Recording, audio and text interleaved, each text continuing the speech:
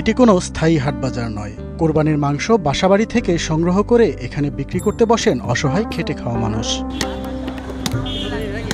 বিক্রি করতেছে টিয়া নাই দেখা ভাই, গরিব মানুষের জন্য ভাই টিয়াটা লাগবো ব্যাঙ্গ, টিয়াটা দিলে বার আঙ্গ বাড়িতে একটু মার্কেট হবো, মার্কেট হইলে বার ববুলান থাকবো।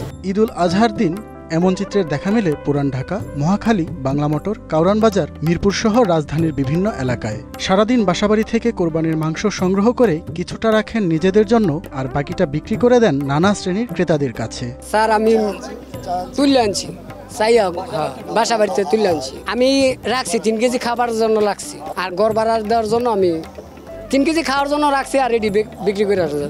বিক্রেতাদের ভাষ্য, তাদের যেহেতু ফ্রিজ বা মাংস সংরক্ষণ করার তেমন কোনো ব্যবস্থা নেই, সেজন্যই তারা কিছু মাংস খাবার জন্য রেখে বাকি মাংসগুলো এখানে বিক্রি করে দেন।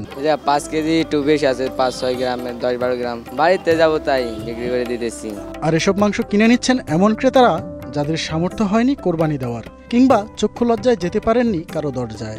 আবার অল্প দামে মাংস কেনার আশায় এখানে আসেন অনেকেই। আমরা তো আর কোরবানি দেই নাই, কোরবানি দিতে পারি না। কোরবানি দেওয়ার মতন এরকম কোনো সাধ্য নাই, আর কোথাও যায় দাঁড়ানোর মতন লজ্জায় দাঁড়াইতে পারতেছি না, এই জন্য কিনে নিয়ে খাচ্ছি। সাধারণ ক্রেতার পাশাপাশি বিভিন্ন হোটেল ব্যবসায়ীদেরও উপস্থিতি লক্ষ্য করা যায় মাংসের এই অস্থায়ী হাটগুলোতে। না ভাই, এইটুক ঠিকই কিনছি 1400 টাকা। এখন তো মাইপে বেছো না, আজকে ঈদের দিন না, পাওয়া যায় না। আজকে কুরবানির দিন, তো কুরবানির বস্তু জিনিস এটা সবাই কম বেশ কিনতে চায়। 1000 টাকা কেজি চান, 700 করে চাইতেছে।